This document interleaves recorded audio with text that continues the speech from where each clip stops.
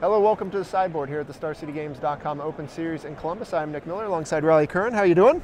Doing pretty well. Pretty good. You are X1 after 7 rounds here. Yes. With a Shaheen Soorani-inspired Sultai control deck. Yeah. How'd you come to the conclusion that this is where you wanted to be in the standard format that's just constantly changing? Well, I just took it out on a whim to States, and I played against a bunch of mid-range decks, and was very satisfied with the matchup in those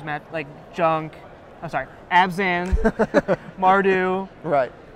And it felt like the deck just beat up on these mid-range decks, and that's what I felt like I wanted to be able to beat in these tournaments. So you want to be preying on the mid-range strategies today. Now, Shaheen likes him some control, but dipping into the green here for Corsair of Kruphix, Caryatid, and then you got some planeswalkers here. Kiora, which has been overlooked for quite a while, maybe not overlooked, but sleeping, along with a Garruk's Apex Predator. Yeah, Garruk is the sweet one.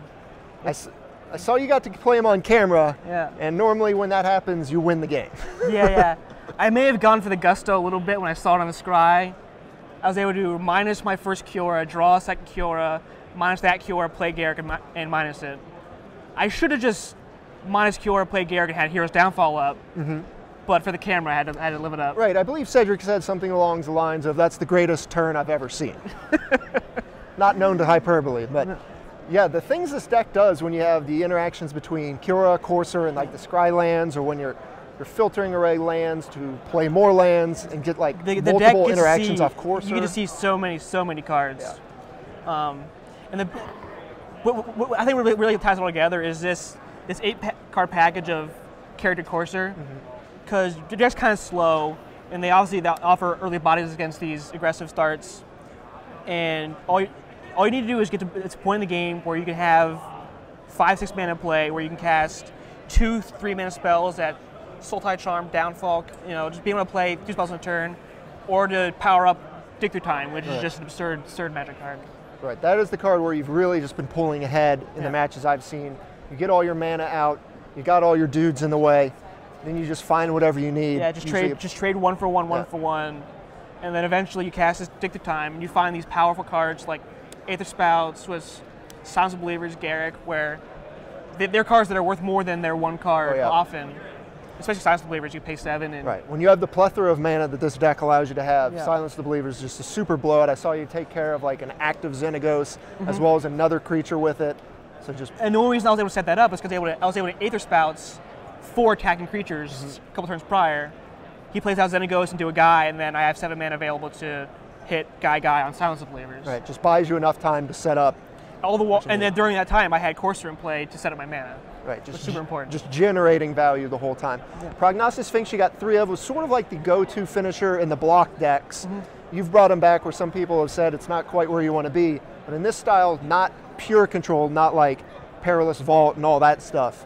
It is a pretty good finisher. The thing, like its value as a blocker is been very strong for me, because most people aren't playing the combat tricks. So if they want to kill it with their dragon, or there's several attackers that cannot attack into it, or if they want to attack into it and burn it, the hexproof ability prevents it from happening. So it's really hard to get off the board for a lot of decks. Like Sarkhan can't kill it. The Jessica deck has a very hard time killing it. Yeah. The 5 toughness there makes it just hard to kill in this format in general. You've also got Thoughtseize to go along with your Hero's Downfalls, your Charms, just all-purpose Just the black stuff. cards that just deal with everything. Yep. And then 3 Ashiok going alongside the Cures and the Garruk. So this is the card that I get a lot of furrowed eyebrows from, a lot of questions about, and I'm still not sure about how good it is. Right. But the big thing, it's just a 3-mana Planeswalker. It provides value. If you're casting it turn 3 of a Caryatid, you're able to defend it pretty well. And against these mid-range decks, they're just not attacking it. So you're able to put, I've been able to put Siege Rhinos and all sorts of things I play on turn 4, and still have mana up on that turn. All right, I think I walked past one of your first matches, and I saw your lands, and then I saw a Siege Rhino in play, but I guess the Ashiok had been dealt with. So I'm like, is this some sort of Sultai deck with white as well? Turns out you have Ashiok. I was able to take a Siege Rhino and a, what's the 3/3 Watchwolf guy? The Fleecemane line. Fleecemane line. Yeah. And I was able to hexproof him with the Caryatid for white mana. Now that is fun, being able to do that. So this deck is pretty sweet. Let's take a look at the sideboard.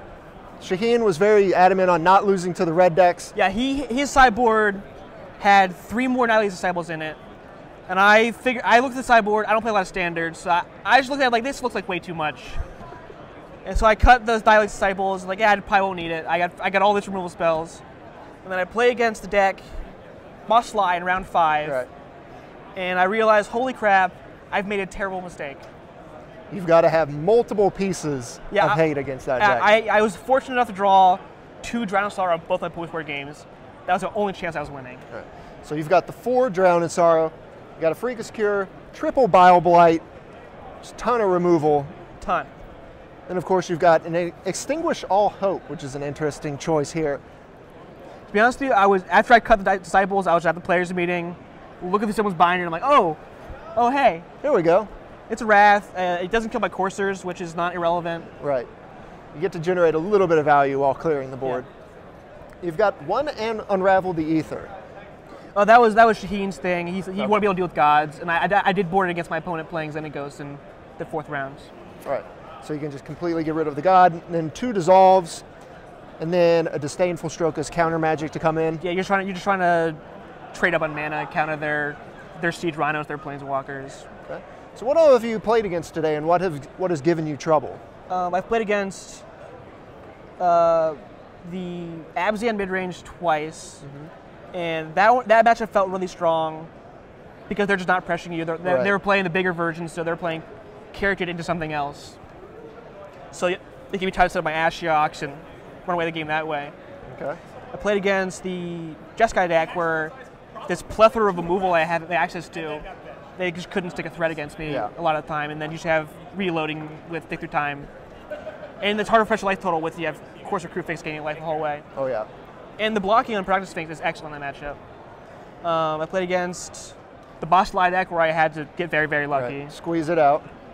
And then I played against Mardu last round where I kept some slow hands and he had some pretty aggressive draws. I got punished for it. Okay. Well, so you're 6-1 after 7 rounds. Yes.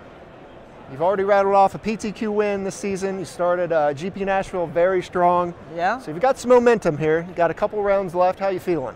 I'm feeling pretty good. All right. I took the loss in stride, but what, 3 more?